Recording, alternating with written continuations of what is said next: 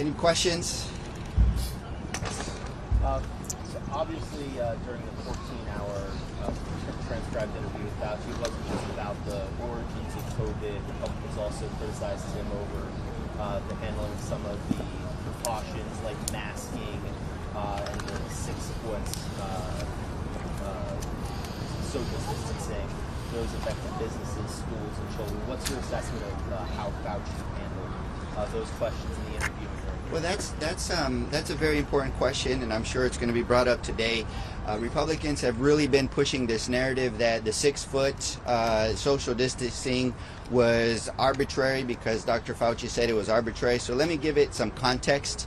It is very clear and makes common sense, and there are studies showing that this virus was an airborne virus from micro droplets in your mouth.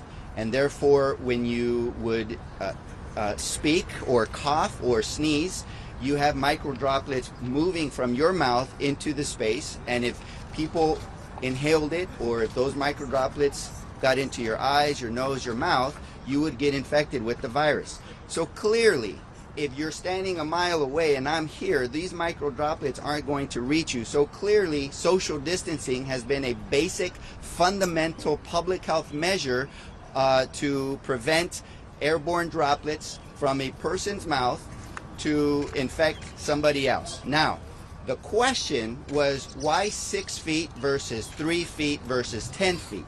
Now that was arbitrary because we know that the distance that a microdroplet travels is based on many variables, including the force of ejection from somebody's mouth through cough, sneezing, singing.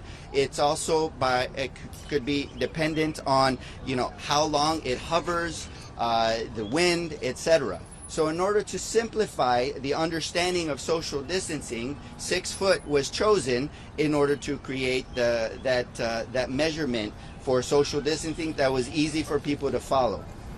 Okay? Okay. Next question. Yes. Yeah, there's been testimony during the committee about Dr. Fauci's aides avoiding FOIA requests.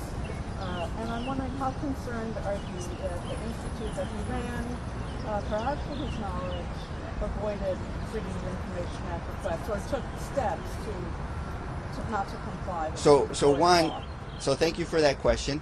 One is there's no evidence to suggest that he knew about it. Two, we are very concerned when any administrative employee does not comply with FOIA or tries to bypass it. And we made it very clear during the testimonies of David Morans that is not acceptable. But let's tease out the differences here between the accusations that Dr. Fauci created the virus, that he lied about it, that he suppressed the truth, and that he tried to cover it up, versus an individual who bypassed the FOIA and used his personal emails, and that bad practice that he's going to be held accountable for. So there's two very different subjects, and regarding any individual that will skirt the laws of FOIA, that's very concerning, and they should be held accountable. Yes. I'm Carmen Pomfret.